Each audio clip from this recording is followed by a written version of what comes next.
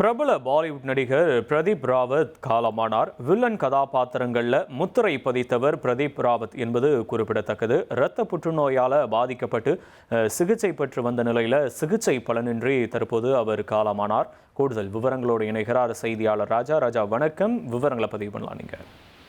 வணக்கம். பிரபல பாலிவுட் நடிகர் பிரதீப் ராவத் காலமான இருக்கிறார். இவர் பல வெற்றி படங்களில் வில்லன் மற்றும் குணச்சித்திர கதாபாத்திரங்களில் நடித்து பெயர் பெற்றவர்.